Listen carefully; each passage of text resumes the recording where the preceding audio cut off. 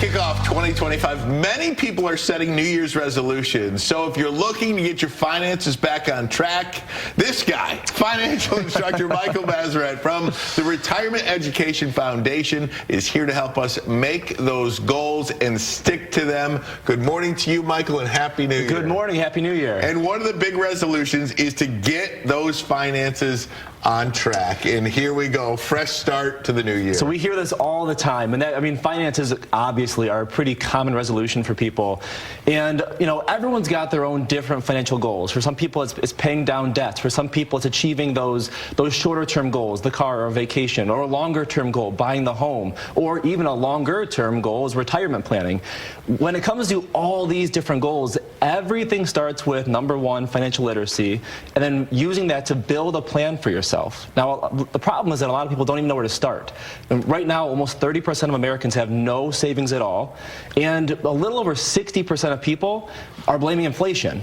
And for sometimes some people need some tough love, and I'll be the one to give it to people. This is important.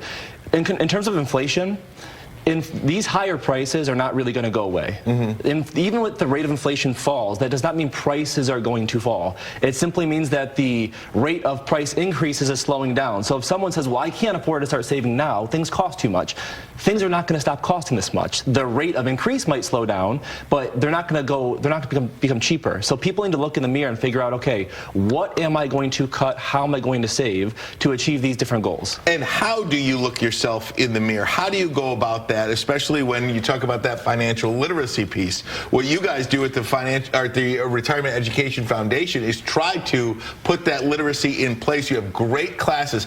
I actually am taking a class at the Retirement Education Foundation. You can do so in person or virtual, and it's essentially free. And that is, for so many people, the problem is they don't know what they don't know. Mm-hmm. And if you don't know what you don't know, if you're not sure where to start, how do you make any positive momentum? It's almost impossible. So getting that foundational financial literacy built up to start deciding, okay, here are the important things. Mm-hmm. I'm going to start making a list and start knocking these things out.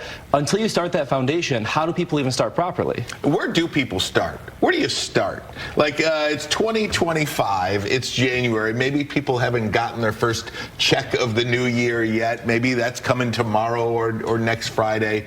Where should people just start trying to save this year? So the first place to start is to take stock of where you're currently at. Mm-hmm. Just sit down, pen and paper, or get a computer system online and start rolling out, okay, here are my account balances, checking and savings, 401k, college savings for the kids if that's a priority, mm-hmm. and now any outstanding debts to get a sense of where am I at right now. 2025, it's January, where am I at right now? Okay, now start to zoom out. Where do I want to be in the next 3 years, 5 years, 15, 20, 30 years? And that's when that planning can start to really kick in. How about, one of the pieces here too is you look at your finances, what you got coming in, what you got going out. One of the things you want to try to avoid doing is borrowing more money. For sure. As much as we can, if we're finding that we need to borrow more money constantly, credit cards, taking out personal loans, if that's constantly happening, it's a pretty simple truth. We're spending too much money. Mm-hmm. If we have more money going out than money coming in, and as a result we have no savings, we're borrowing money constantly, we got a problem. We've either got to start to spend less money or increase our earnings.